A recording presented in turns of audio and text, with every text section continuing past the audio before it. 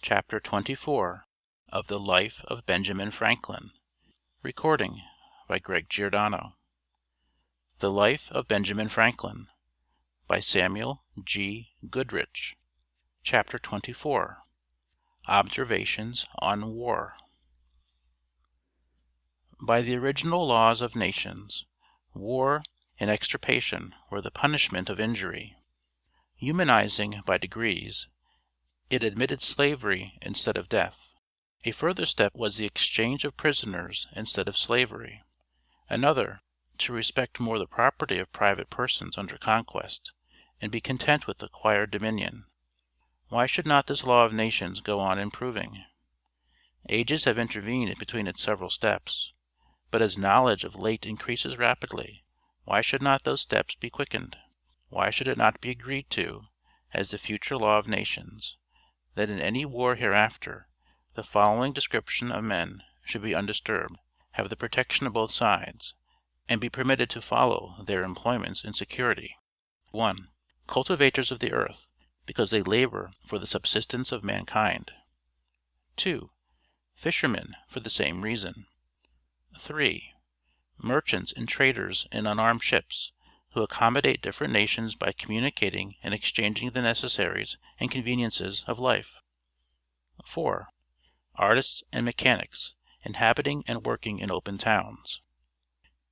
It is hardly necessary to add that the hospitals of enemies should be unmolested. They ought to be assisted. It is for the interest of humanity in general, that the occasions of war, and the inducements to it, shall be diminished. If rapine be abolished, one of the encouragements to war is taken away, and peace, therefore, more likely to continue and be lasting. The practice of robbing merchants on the high seas, a remnant of the ancient piracy, though it may be accidentally beneficial to particular persons, is far from being profitable to all engaged in it, or to the nation that authorizes it. In the beginning of a war, some rich ships are surprised and taken. This encourages the first adventurers to fit out more armed vessels, and many others to do the same. But the enemy at the same time become more careful, arm their merchant ships better, and render them not so easy to be taken. They go also more under the protection of convoys. Thus, while the privateers to take them are multiplied, the vessels subjected to be taken, and the chances of profit are diminished, so that many cruises are made wherein the expenses overgo the gains. And, as is the case in other lotteries, though particulars have got prizes, the mass of adventurers are losers, the whole expense of fitting out all the privateers during a war being much greater than the whole amount of goods taken.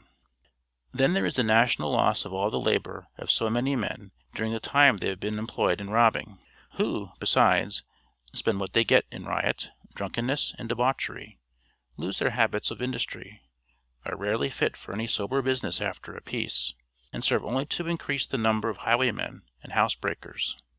Even the undertakers who have been fortunate are, by sudden wealth, led into expensive living, the habit of which continues when the means of supporting it cease, and finally ruins them, a just punishment for their having wantonly and unfeelingly ruined many honest, innocent traders and their families, whose substance was employed in serving the common interest of mankind.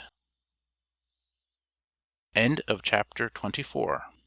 Recording by Greg Giordano. Newport Richey, Florida.